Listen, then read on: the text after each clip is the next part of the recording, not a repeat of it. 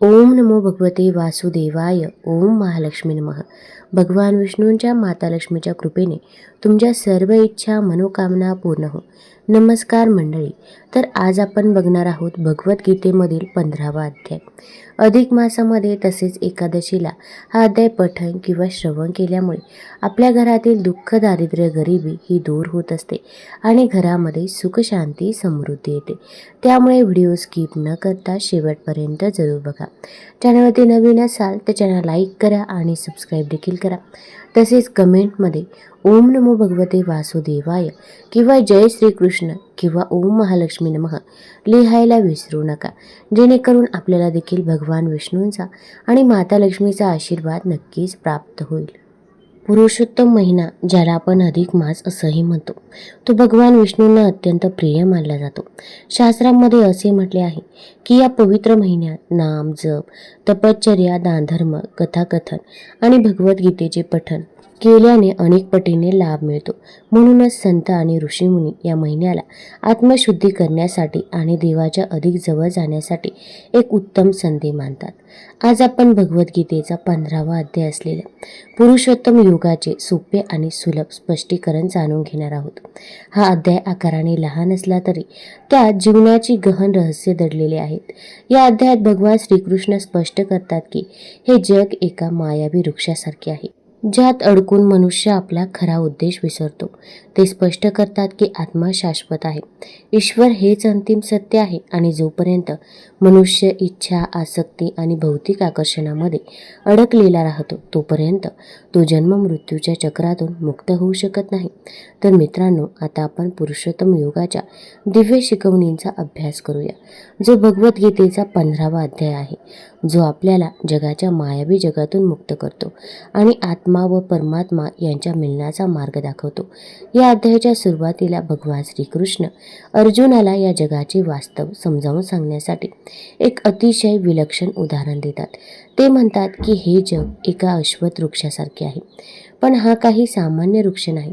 त्याची मुळे वरच्या दिशेने आहेत आणि फांद्या खालच्या दिशेने पसरलेल्या आहेत. हे पहिल्यांदा ऐकल्यावर विचित्र वाटू शकते, कारण जगातील प्रत्येक वृक्षाची मुळे खालच्या दिशेने असतात. पण भगवान श्रीकृष्ण येथे एक गहन आध्यात्मिक रहस्य समजावून सांगत आहेत. ते स्पष्ट करतात की या जगाचा उगम स्वतः परमेश्वर आहे, तोच त्याचे मूळ आहे आणि म्हणूनच या वृक्षाचे मूळ वर असल्याचे म्हटले जाते.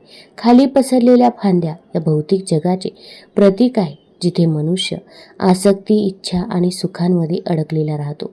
भगवान श्रीकृष्ण म्हणतात, या जगरूपी अश्वत्थ वृक्षाची मुळे वर आणि फांद्या खाली आहेत. वेद त्याच्या पानांसारखे आहेत आणि जो या वृक्षाचे खरे स्वरूप जाणतो तोच खऱ्या अर्थाने ज्ञानी आहे. मित्रांनो, जेथे भगवान हे स्पष्ट करू इच्छितात की मनुष्य केवळ जगाच्या फांद्यांमध्ये अडकलेला आहे, परंतु त्याला त्याचे मूळ माहीत नाही. आयुष्यभर ते संपत्ती, सुख, ऐहिक सुखे आणि इच्छांचा पाठलाग करतात.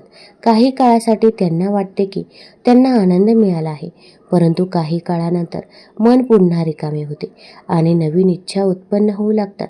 हेच या ऐहिक वृक्षाचे स्वरूप आहे. त्याच्या फांद्या विस्तारतच राहतात, इच्छा संपत नाही, उलट त्या वाढतच जातात. भगवान सांगतात की विश्ववृक्ष सत, रज आणि तम या 3 गुणांनी पोषित होते. हे 3 गुण मनुष्याच्या विचारांवर, कर्मांवर आणि स्वभावावर प्रभाव टाकतात. कधी मन शांत होते, कधी इच्छा वाढतात, कधी आळस आणि कधी अज्ञान ताबा घेतात. या गुणांमुळे आत्मा जन्म मृत्यूच्या चक्रात वारंवार फिरत राहतो. ज्याप्रमाणे एखादा पक्षी झाडाच्या वेगवेगळ्या फांद्यांवर बसतो, त्याचप्रमाणे आत्मासुद्धा आपल्या कर्मानुसार वेगवेगळ्या प्रजाती आणि परिस्थितीमधून भटकतो. भगवान श्रीकृष्ण येथे मानवांना एक अत्यंत महत्त्वाचा मुद्दा समजावून सांगतात. ते म्हणतात की हे जग खूप आकर्षक वाटते, पण वास्तविक पाहता ते शाश्वत नाही. येथील प्रत्येक गोष्ट परिवर्तनाच्या अधीन आहे. शरीर बदलते, नाती बदलतात, परिस्थिती बदलते आणि एक दिवस हे शरीर सुद्धा नष्ट होईल. तरीही मनुष्य या गोष्टींनाच आपले सर्वस्व मानून त्यांच्यात पूर्णपणे गुंतवून जातो. हेच जगातील दुःखाचे कारण आहे, कारण मनुष्य ज्याला शाश्वत मानतो ते वास्तविक पाहता नश्वर आहे. मित्रांनो, पुरुषोत्तम महिन्यात हा अध्याय ऐकणे अत्यंत शुभ मानले जाते, कारण तो जगाचे वास्तव स्पष्ट करतो.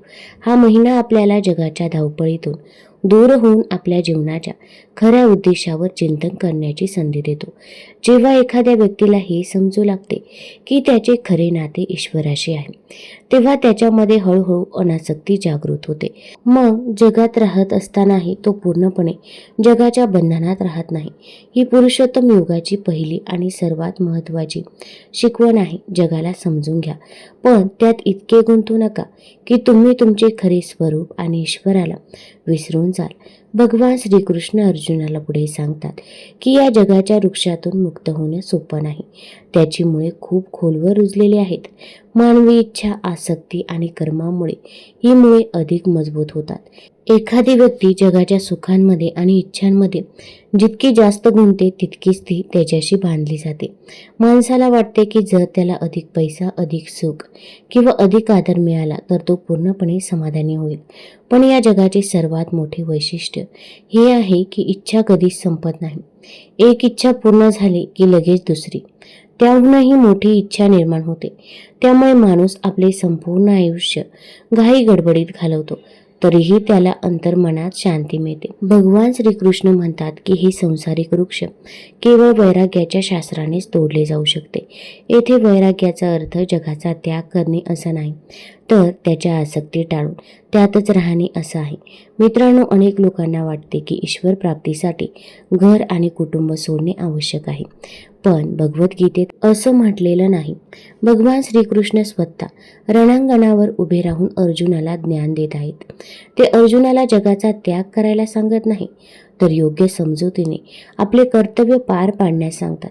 वैराग्याचा खरा अर्थ म्हणजे आपले मन ईश्वराशी जोडणे आणि जगाला तात्पुरते समजणे.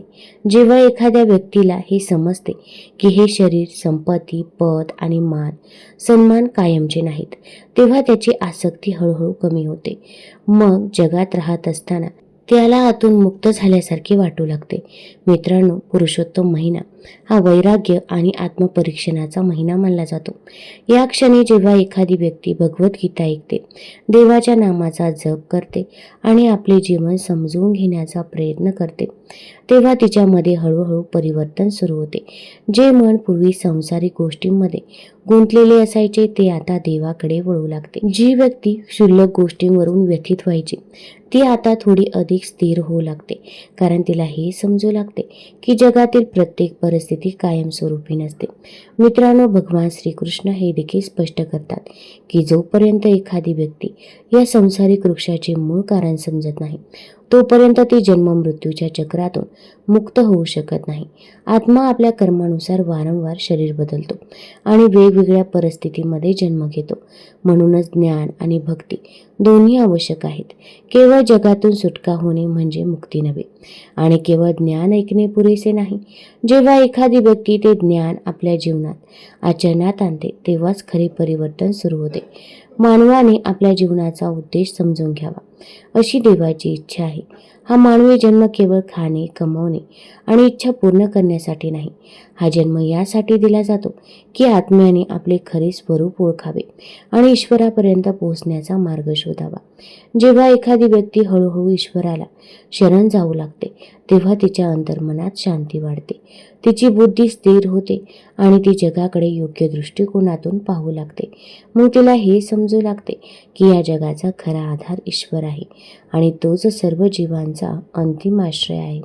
भगवान श्रीकृष्ण आत्म्याचे खरे स्वरूप पुढे स्पष्ट करतात. ते सांगतात की हा जीवात्मा वास्तविकपणे ईश्वराचाच एक अंश आहे. आत्मा दिव्य, शाश्वत आणि कधीही न नष्ट होणारा आहे.